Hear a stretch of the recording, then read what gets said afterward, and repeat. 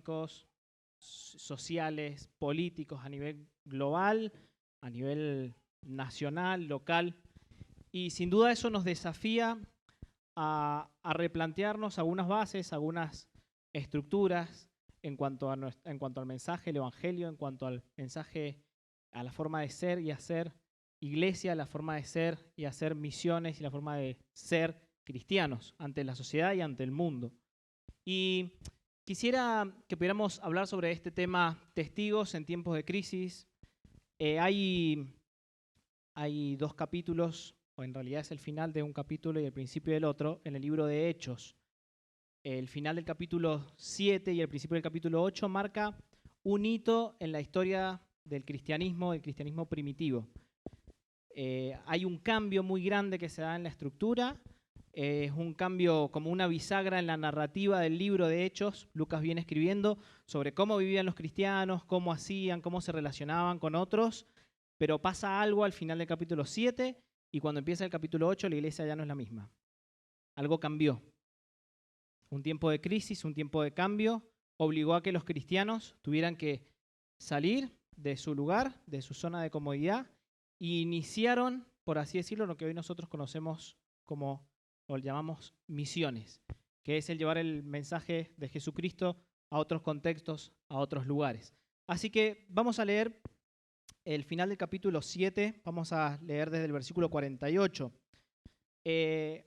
Hay un hombre en la comunidad de los primeros cristianos que se llamaba Esteban, un hombre fiel, justo, muy temeroso de Dios, un líder entre los cristianos que está dando un discurso frente a las autoridades judías que están agarrándose los pelos al escuchar lo que este hombre está diciendo, y él les empieza a contar acerca de la historia del pueblo de Israel y lo está conectando y lo quiere conectar con la vida de Jesucristo, con su obra, con su muerte, y haciéndoles entender a esta gente que la vida de Jesucristo es el cumplimiento que ellos estaban esperando en el Antiguo Testamento, y los está acusando de que ellos mataron a Jesucristo y que han resistido al Espíritu Santo y que se han hecho necios y sordos de alguna manera.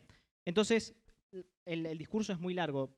Podemos leerlo en el capítulo 7 si ustedes quieren después, pero quiero leer el último pedacito porque en este último pedacito que nos narra Lucas, de Hechos, el final del discurso y lo que sucede con su muerte es determinante para lo que sucede con los cristianos que tuvieron que salir y empezar el capítulo 8 con una perspectiva diferente.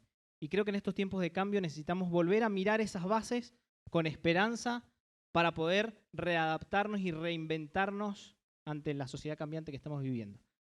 Así que leemos Hechos 7:48, vamos a leer hasta el 8:4.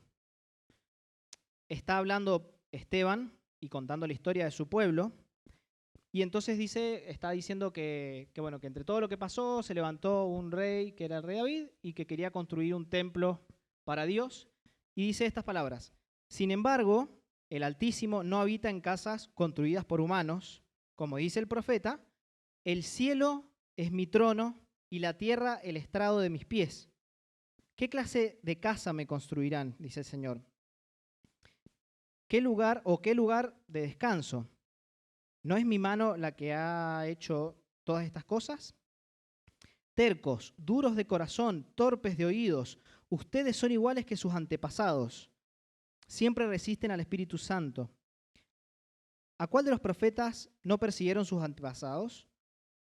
Ellos mataron a todos los que de antemano anunciaron la venida del justo, y ahora a éste lo han traicionado y asesinado.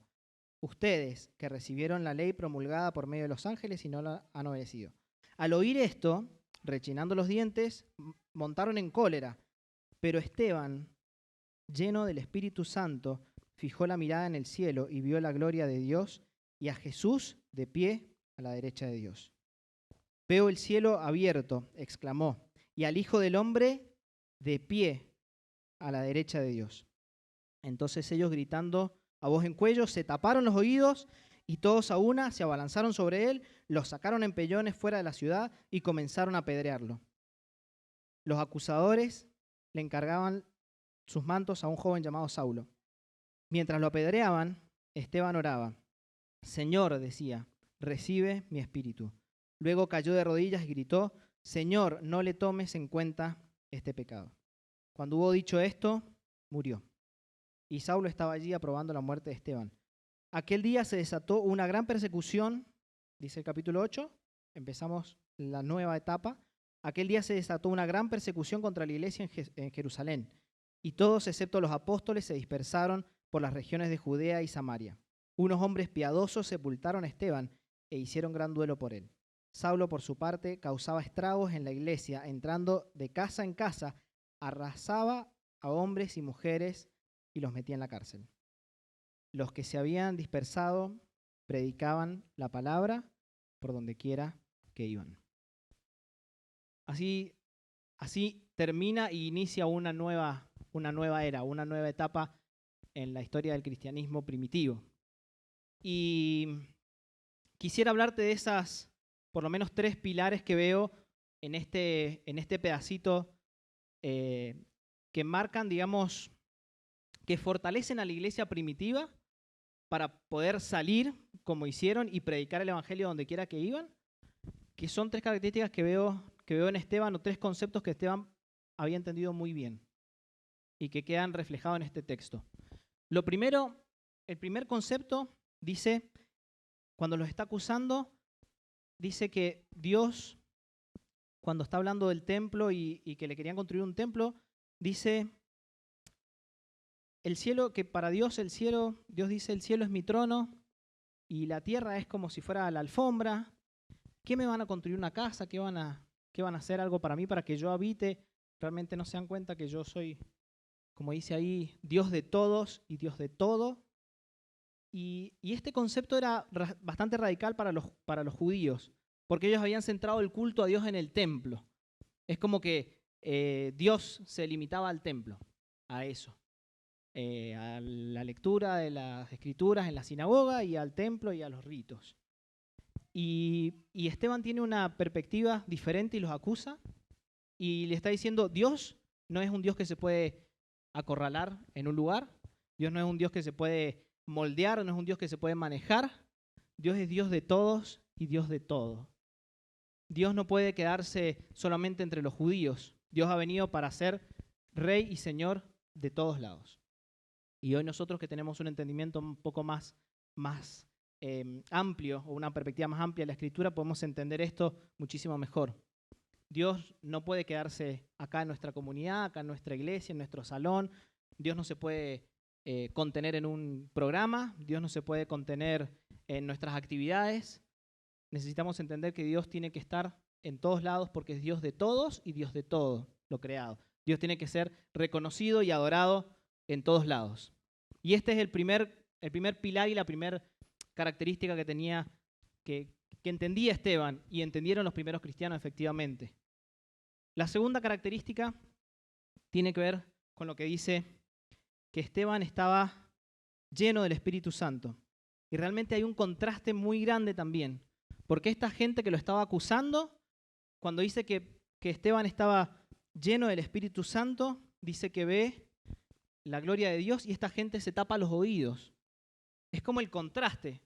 O sea, por un lado Esteban está siendo guiado por Dios y por otro lado vemos la gente que deliberadamente quiere resistir al mensaje de Dios, se tapa los oídos. Pero hay algo clave y es que Esteban está lleno del Espíritu Santo y el Espíritu Santo es el que los fortalece en esos momentos de dificultad, de angustia, de tribulación, de prueba. Incluso hasta el Espíritu Santo le da una visión que ninguno más de los que estaba ahí tenía. Lo ayuda a ver en una dimensión totalmente diferente, totalmente renovada para lo que ellos veían. El Espíritu Santo los fortalece hasta el punto en el que Esteban dice la misma palabra del Señor Jesús: Señor, no les tomes en cuenta este pecado. Y realmente eso solamente el Espíritu de Dios puede hacerlo en una persona. En nuestras fuerzas nadie podría decir eso ni nadie podría pensar en eso. Es muy fácil leerlo nosotros acá, sentados en nuestras sillas cómodas, pero para Esteban y para muchos lugares en donde el ser cristiano significa ser perseguido, es algo totalmente radical. Pero es el Espíritu Santo de Dios el que está ahí y que puede fortalecer el corazón en los momentos de dificultad, de crisis y de problemas, y el que puede dar una perspectiva amplia al panorama y ayudar a mirar mucho más allá de lo que otros pueden ver. Esto es lo segundo. Y lo tercero es algo que realmente me cautivó. Cuando vemos lo que ve Esteban, lo que Esteban ve dice que Esteban dice, veo los cielos abiertos y al Hijo del Hombre, que está, ¿cómo está el Hijo del Hombre? No alcanza a escuchar. Está de pie. Presten atención a esa expresión. Esta expresión que Pablo dice, veo al Hijo del Hombre, es la única vez que se usa en el Nuevo Testamento, salvo en los Evangelios. En Marcos, capítulo, no lo vamos a leer, solo lo menciono. En Marcos capítulo 14, cuando Jesús está frente a Pilato, y Pilato lo acusa y le pregunta si eres hijo de Dios, Jesús dice, ustedes verán al Hijo del Hombre sentado a la derecha del Todopoderoso, viniendo en las nubes del cielo. Pero en medio de esta situación, en medio de esta prueba, Jesús no está sentado. Querido, Jesús no está sentado a la diestra de Dios. Jesús está de pie. Jesús se para y se pone de pie para recibir al primer mártir de la fe. Jesús es el abogado y es el juez supremo, y mientras la gente de la tierra, del mundo, está condenando a este hombre por su fe, Jesús lo está recibiendo en gloria, de pie, al lado de Dios, de pie, el que sustenta todas las cosas con el poder de su palabra, está de pie, abogando por él y absolviéndolo de la culpa por la que lo acusan ellos, declarándolo justo, y por eso está de pie. Dice el Señor que el que lo reconozca a él delante de los hombres, él lo va a reconocer delante de los ángeles. Y eso es lo que Jesús está haciendo. Y de alguna manera se forma un vínculo entre el sufrimiento de Esteban y el sufrimiento del Señor Jesús. Y por eso vemos que las palabras de Esteban dice, Señor, recibe mi espíritu, como dijo el Señor en la cruz, y Padre, no le tomes en cuenta este pecado, como dijo el Señor. Jesús se está identificando con el sufrimiento de Esteban, y Esteban está siendo parte del sufrimiento del Señor Jesús. Y así va a ser la vida de los cristianos de ahí en más, para la mayoría, en ese tiempo, hasta 300 y pico años después. Así que estas son las tres cosas que yo veo que al final que Esteban nos enseña y que ayudan a que la iglesia viva un cambio y una transformación. Dios es Dios de todo y de todos. El Espíritu Santo fortalece y Jesús está cercano. Cuando Jesús le dijo a sus discípulos en Mateo 28, vayan y hagan discípulos, nosotros a veces leemos ese pedacito. Pero antes dice, toda autoridad me es dada en el cielo y en la tierra. Por tanto, vayan y hagan discípulos. O sea, en función de la autoridad que tengo, en función de la autoridad que se me ha dado sobre todo el cielo y la tierra, en función de eso, ustedes vayan. O sea, vayan confiados que van con mi autoridad. Vayan confiados que yo estoy cercano a ustedes, en otras palabras. Y bueno, la respuesta y la reacción de los discípulos ante esta situación, ellos salen de Jerusalén, se escapan y empiezan a hacerse testigos en una situación de cambio, en un contexto totalmente diferente, totalmente nuevo para ellos.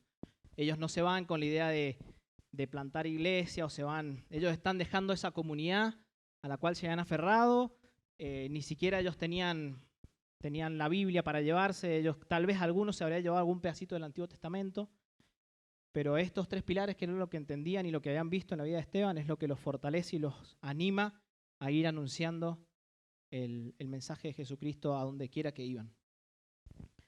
Y la verdad es que creo que es nuestra tarea asumir el compromiso del Evangelio frente a los cambios que hoy estamos viviendo. La verdad que creo que todas las personas es natural que nos resistamos a los cambios, a las cosas nuevas. Es más fácil decir todo tiempo pasado fue mejor, pero pero creo que estamos viviendo un tiempo en el cual necesitamos renovar y refrescar nuestra perspectiva y nuestra cosmovisión.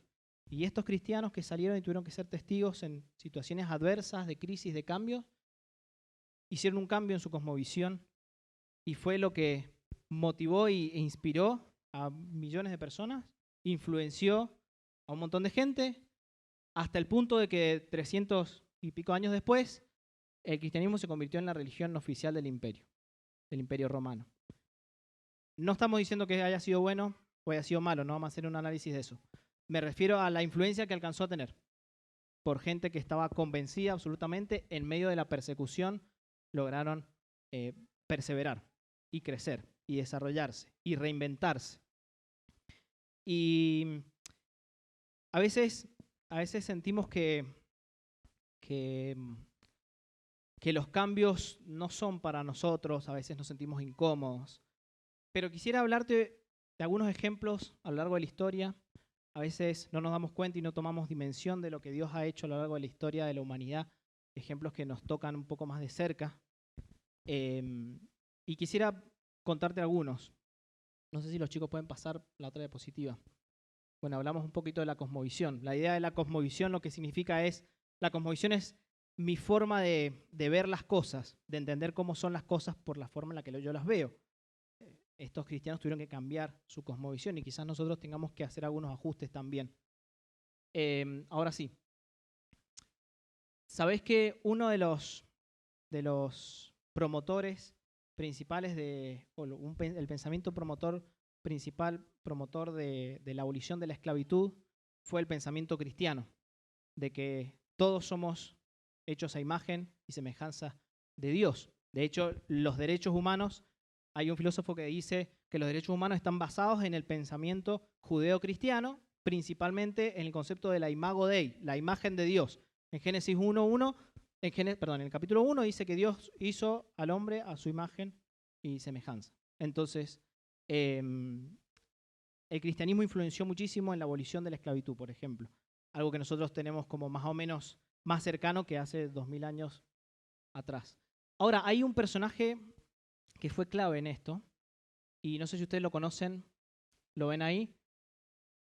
Él se llamaba John Newton. Este hombre fue un comerciante de esclavos, fue un negrero británico. Después de convertirse al cristianismo, decidió transformar su vida a tal punto que se convirtió en uno de los principales defensores del abolicionismo de la esclavitud. Y fue uno de los principales influyentes en el Parlamento británico para que se promulgara la ley de la abolición de la esclavitud. Y quizás no lo conozcas por foto o por esto, pero sí hemos cantado un montón de veces esa canción que se llama Sublime Gracia. Bueno, esa canción de Sublime Gracia la escribió él, después de haberse convertido. O Gracia Admirable, cantan acá. O Gracia Admirable, dulce es, que a mí, pecador, piensen en el corazón de él como un negrero después de darse cuenta de los horrores de eso. Que a un pecador salvó, perdido estaba yo, mas vine a sus pies. Fui ciego, visión me dio. Solamente el poder del Espíritu de Dios, solamente el conocer que Dios es Dios de todos, de todo, de todos por igual, los que en aquella época eran considerados no seres humanos, que habían nacido para ser esclavos, el tener una mente renovada en esos conceptos y el entender que Jesús está cercano al sufrimiento de esas personas también, puede ayudarte a transformar la mente de tal manera. Yo no sé qué tenía estas personas, pero yo lo quiero para mí. Otra persona, quizás un poco más, este grupo de personas quizás no lo alcances a identificar, pero es un grupo de personas que se conoció en la época de 1700 como los moravos. Era un grupo de cristianos. Los moravos tuvieron un llamado muy especial a las misiones. Tuvieron llamado a predicarle a los esclavos negros del Caribe. Pero había un problema. No podías llegar a los esclavos negros fácilmente. Y la forma que encontraron ellos fue venderse ellos a sí mismos como esclavos para poder estar conviviendo entre ellos para anunciar el mensaje del Evangelio. Decime si eso no es un cambio de cosmovisión. Dejar, siendo un europeo blanco, estando cómodo en una posición cómoda en Europa, dejar eso para venderte como esclavo. Muchos de estos misioneros no vivieron más de 3 meses por las enfermedades y los golpes y los maltratos. Pero realmente lograron hacer un cambio de cosmovisión, salir de su zona de comodidad, transformarse y confiaban en el poder del Espíritu Santo y de Dios y la gracia del Señor y el Evangelio. Lograron acercarse a los esclavos. Y fueron uno de los principales promotores del abolicionismo también de la esclavitud. Pongo el abolicionismo y la esclavitud como un ejemplo y la influencia que tuvo el cristianismo por medio de personas que transformaron y renovaron su cabeza. Una persona un poco más conocida, hace unos 50 y pico de años, 60 años, Martin Luther King, un pastor bautista de Estados Unidos, hace 50 y algo de años, en el 64, 63, dio un discurso que se llama I have a dream, tengo un sueño en el cual los negros y los blancos puedan sentarse juntos a comer. En Estados Unidos hacía 100 años que se había abolido la esclavitud, pero todavía la esclavitud, el racismo estaba presente en todas las áreas de la sociedad. Martin Luther King fue un pastor, un predicador bautista que tomó esa causa de los negros en Estados Unidos, la hizo propia, estuvo preso un montón de veces, estuvo golpeado, maltratado un montón de veces, logró llegar al premio Nobel y 4 años después un francotirador racista lo mató de un tiro en la cabeza. Una persona que a pesar de la adversidad logró remarla, como decimos nosotros, cambiar su cosmovisión en muchas cosas, porque incluso muchos negros se oponían a eso, porque claro, había oposición, entonces mientras se quedaba la cosa más o menos bien, bueno, los negros eran maltratados, pero ya estaban más o menos acomodados. Pero cuando los negros empezaron a levantar, eran más maltratados. Costó un montón que esa cosmovisión se cambiara. Sin embargo, este hombre, también con una cosmovisión, una mente renovada, hizo un cambio importante. ¿Sabés qué? Cuando veo todo esto, esta gente, estas personas, realmente me inspiran y me ayudan a entender que tenemos un mensaje como cristianos. Me ayudan a recordar que el mensaje de Jesucristo, el mensaje de la cruz, sigue siendo vigente y sigue siendo perturbador en el buen sentido de la palabra. Renueva, transforma, mueve el piso, hace lío, en el buen sentido. El mensaje de Jesucristo, con el cual estas personas eran transformadas, es que Jesús, el Hijo de Dios, o Dios envió a su Hijo, Jesús, el Hijo de Dios, se hizo como uno de nosotros, pobre, vivió como uno más, murió crucificado, murió como un delincuente, acusado, resucitó y su muerte nos da vida eterna y puede restaurar nuestra relación con Dios. Jesús, Hijo de Dios, siendo Dios, se humilló a ser como uno de nosotros, vivir como un pobre y morir como un bandido, para cargar así con los sufrimientos que son la causa de nuestro pecado. Nuestras malas acciones, nuestro pecado y nuestra maldad se ve reflejada en la obra de la cruz. Jesús toma el castigo que Dios tenía que imputarnos a nosotros por nuestro pecado y nuestra maldad, y el castigo de Dios carga sobre Jesucristo, sobre su Hijo, y muere, pero resucita al tercer día y nos abre las puertas para poder relacionarnos con Dios. Así que si, no sé, tal vez esta es la primera vez que venís a una iglesia o estás acá hace poco, este es el mensaje con el que estas personas que estamos hablando transformaron no solo sus vidas, sino que ayudaron a que otros también cambiaran. No sé qué es como te dije recién, no sé qué es lo que tenían, podemos decir, pero yo quiero eso que ellos tenían.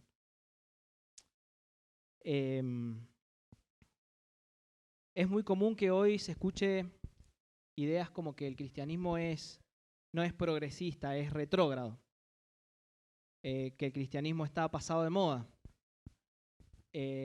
Cuando vemos la historia de la humanidad, nos damos cuenta que no es así. Además del mensaje del Evangelio, además del mensaje de gracia, además del mensaje de restauración que Jesús vino a encarnar y a predicar y a anunciar, nos damos cuenta que ese mensaje no quedó en un ámbito privado, espiritual, íntimo. Ese mensaje trascendía a la sociedad, impactaba, transformaba y renovaba hasta las estructuras más duras de la sociedad. Si se podía conmover el corazón de un negrero británico que hacía fortuna vendiendo negros y se convirtió, ¿cuánto no más puede hacer el Espíritu de Dios en la sociedad en general? Y ¿sabes qué es lo más importante? Que nosotros somos testigos de todo eso que el Señor ha hecho y que vemos en las Escrituras, que vemos en el testimonio de estos primeros cristianos, que vemos a lo largo de la vida, de la historia de la humanidad, que vemos en lo que Dios ha hecho en nosotros, en nuestra vida, en la gente que conocemos, acá en la iglesia. Y ese es el mensaje que tenemos que encarnar.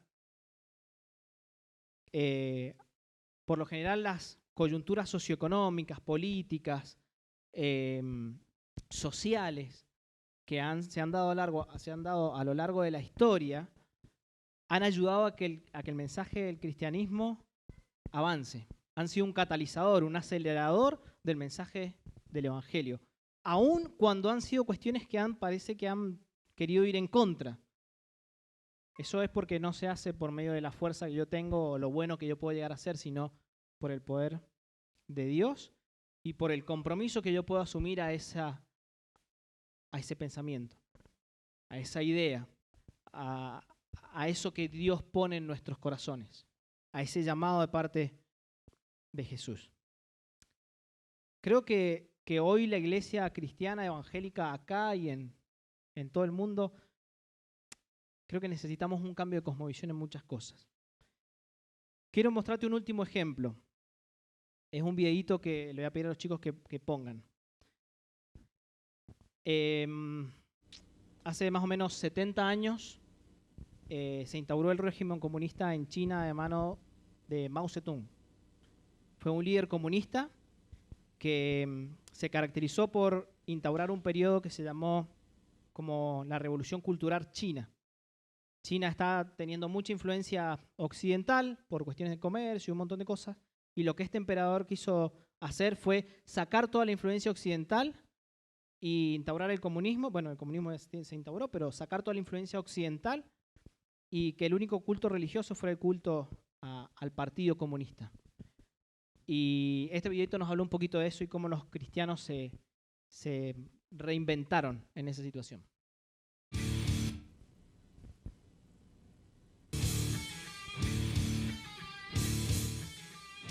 1 de octubre de 1949 se proclamó la República Popular China cuando los comunistas al mando de Mao Zedong tomaron el poder.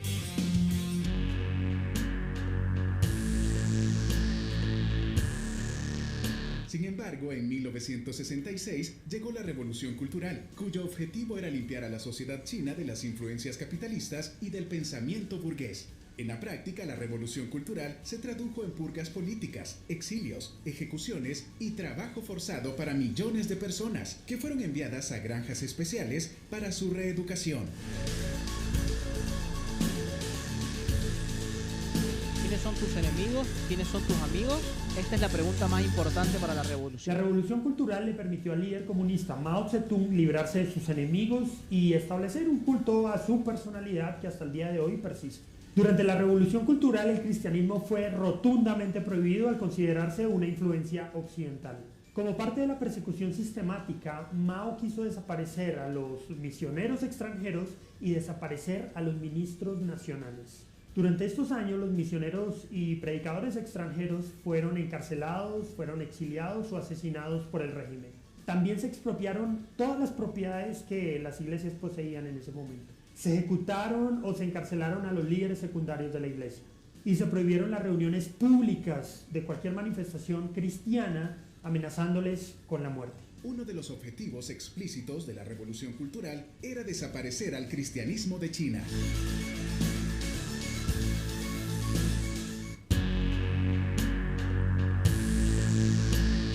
Sin embargo, el cristianismo seguía extendiéndose, pero en silencio. Los cristianos de Occidente enviaron maletas llenas de Biblias de contrabando y escucharon acerca de las reuniones de cristianos en lugares ocultos de China. Con la muerte de Mao, en 1976 llegó el fin de la revolución cultural y se permitió de nuevo que cristianos, misioneros y ministros extranjeros entraran al país. Los misioneros y predicadores extranjeros eran más bien pesimistas, esperaban encontrar una iglesia diezmada, humillada o tal vez inexistente. Pero todo lo contrario, descubrieron que el cristianismo había florecido mucho más allá de toda imaginación. La pregunta entonces es, ¿qué pasó con el cristianismo en China? Una iglesia carente de líderes, carente de programas, carente de tecnología, carente de eventos, carente de redes sociales, carente de música, también carente de cualquier infraestructura. Y la pregunta es, ¿cómo lograron crecer? Abandonaron el concepto de ir a la iglesia y empezaron a hacer iglesia donde quiera que iban. Abandonaron los programas y los reemplazaron por las relaciones interpersonales. Abandonaron la religión y la reemplazaron por una relación genuina con Dios. A pesar de la persecución y de no tener una iglesia física, no dejaron de congregarse. La iglesia de China es a menudo elogiada en Occidente como el pináculo del discipulado cristiano moderno y de la plantación de iglesias. Y en muchos aspectos esta es una reputación bien merecida. La iglesia en China se ha forjado a través del fuego de la persecución. ¿Sabes qué? Cuando veo este tipo de cambios, de cosmovisiones, es evidente que el poder de Dios está detrás de todo esto. Y creo que esa es la verdad a la cual nos tenemos que aferrar como iglesia en medio de cambios, de crisis y de situaciones adversas.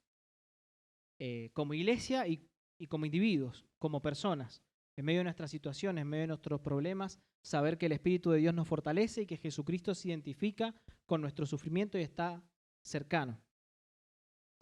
La verdad es que no sé si estamos tan lejos de esto que vivían estos cristianos en China y esto que vivían estos cristianos al inicio del cristianismo en el capítulo 8.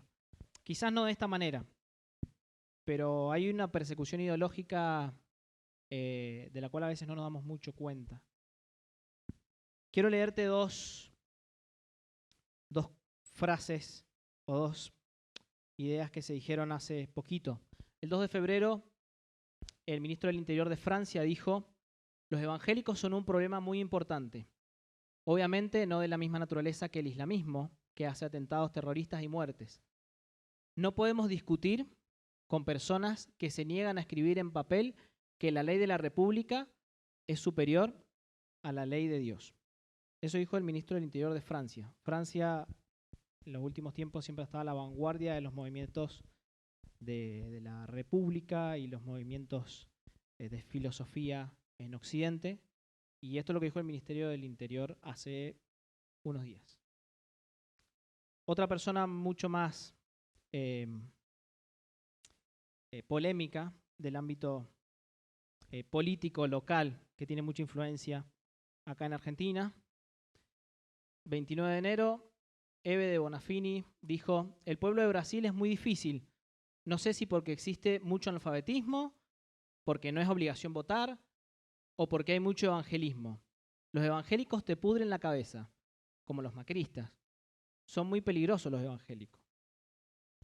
No quiero hacer una lectura política de esto, no es la idea. Pero sí, fíjate estos conceptos y estas cosas que están en las esferas de la política y la sociedad, no un comentario de Facebook, sino comentarios que realmente son relevantes para la sociedad, para la política. No estoy diciendo que estemos viviendo lo mismo que viven esta gente y no me quiero tampoco poner como víctima, ni tampoco quiero decir que estamos viviendo lo que viven otros hermanos en otros países y en contextos donde son perseguidos y asesinados por su fe. Pero sí hay algo que está cambiando y necesitamos adelantarnos a esos cambios. La hiperconectividad nos cambió un montón de cosas. Seguramente muchos ministerios dejaron de funcionar como funcionaban, la iglesia dejó de funcionar como funcionaba en muchos aspectos, pero es necesario que esos cambios que estamos viviendo por el coronavirus, por la sociedad, por los cambios que se están dando en el mundo, por el modelo de pensamiento que está cambiando en muchas áreas, se traslade a un cristianismo efectivo y un evangelismo efectivo y podamos ser testigos en estos tiempos de crisis y de cambio de una manera efectiva, aferrados a estas verdades que vimos al principio. Que por sobre todas las cosas, todos los cambios o lo que sea, Dios es Dios de todo y de todos. Que por sobre todas las cosas el Espíritu Santo nos fortalece en momentos de crisis. Por sobre todas las cosas, Jesús está cercano y nosotros tenemos que ser testigos de eso. Creo que también tenemos que desmitificar la misión, las misiones. ¿A qué me refiero? La cosa está cambiando tanto que ya no nos quedemos esperando nosotros a que alguien de la iglesia se levante a decir quiero ser misionero, quiero ir a evangelizar o algo. Es tiempo de nosotros ser testigos y de hacer que el evangelio vaya hasta lo último de la tierra. No sé cómo, no te puedo decir cómo tenés que hacerlo vos, cómo tiene que hacerlo cada uno. Cada uno sabe, cada uno conoce sus recursos, sus limitaciones, cada uno conoce lo que puede hacer. Pero hoy es el tiempo de ser creativo, de abrazar esa verdad y decir, tenemos que ser testigos. Vamos. La verdad es que no puedo, generalmente cuando terminamos el mensaje hacemos alguna aplicación, pero hoy no te puedo decir, mañana tenés que hacer esto, o pasado tenés que hacer acá. Hoy no te puedo decir, porque no sabemos cómo va a cambiar esto. Solo el Espíritu Santo de Dios nos puede decir a cada uno de nosotros cómo tenemos que hacer para ser testigos eficaces en tiempos de crisis, abrazados de estas verdades, como fue esta gente que vimos en la historia. ¿Queremos que Dios haga eso con nosotros o no? Los apóstoles tampoco sabían, los discípulos que salieron de Jerusalén tampoco sabían qué tenían que hacer, cómo lo iban a hacer. Solo que tenían que anunciar eso que habían visto y escuchado y aferrado al poco tiempo que habían convivido como comunidad. Los apóstoles se quedaron en Jerusalén, dice el pasaje. Y los otros salieron, quizás con algún pedacito del Antiguo Testamento, quizás, pero convencidos de lo que creían. Y fue así que se plantaron un montón de iglesias, hasta la iglesia de Antioquía, y de la iglesia de Antioquía salió Pablo y Bernabé, y tenemos todo el resto del libro de Hechos, enseñándonos cómo el evangelio llegó hasta Roma. Y hay una tendencia a nivel mundial, una reversión del nacionalismo. En China, esto que vimos de Mao Zedong está empezando otra vez. En el 2019 ya se empezó a hablar un poco de ajustar más la libertad que tienen los cristianos, de regularizar más los cultos, porque allá en China la iglesia cristiana está regulada por el Estado, por el gobierno. Los pastores tienen que presentar sus sermones para que un comité se los revise. Y por otro lado, hay iglesias que se niegan a esa relación y son iglesias subterráneas o iglesias clandestinas. Pero cada vez el cristianismo en China, el gobierno de China está ajustando eso porque quieren que China sea como más China, digamos. O sea, que se vaya todo vestigio o rasgo del pensamiento occidental. Lo mismo está pasando en India. Hoy estuvimos con Eli de Virgilio y su esposo y nos contaba eso, que quieren que India sea obviamente más India, que vuelva a sus raíces, al hinduismo, y hay un partido político que si gana va a ser muy complicadas las cosas para los cristianos en India. Lo mismo está pasando, aunque no nos demos cuenta, en América Latina. Se habla mucho y se acusa mucho al cristianismo de ser colonizador, y en muchos países de Centroamérica, incluso en Bolivia y en el norte, hay muchos países que están tratando de volver a las tradiciones ancestrales. Y hay mucha gente que hace culto a la Pachamama o tiene esas cuestiones, esas perspectivas. No sabemos cómo va a cambiar el mundo ni en cuánto tiempo. En un año cambiaron las cosas así por el coronavirus y la sociedad en función de eso está cambiando un montón de cosas. Así que parte de este mensaje es eso.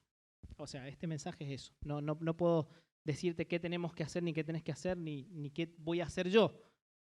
Pero aferrémonos a esto, seamos creativos, estemos abiertos al poder del Espíritu Santo y reinventémonos, redefinámonos, reorganicémonos, recambiémonos, transformemos lo que conocemos. Veamos de qué manera, como decía Diego al principio, podemos ser significativos en otros contextos. Cómo podemos acompañar a los misioneros en otros lugares. ¿Qué puedo hacer yo? No, ¿qué podemos hacer como iglesia? Porque no, que la iglesia está así o que la iglesia... No, ¿qué podemos hacer nosotros? Y en función de eso la iglesia se va a ir transformando y adaptando. Así que no sé si es un mensaje alentador o un mensaje desalentador, pero necesitamos como cristianos, y si hablamos de misiones, rever estas cosas porque estamos frente a cambios muy importantes a nivel social, político, económico, en todos los sentidos, y eso va a afectar muchísimo el desarrollo del cristianismo a nivel mundial y a nivel local también. Que el Señor los bendiga.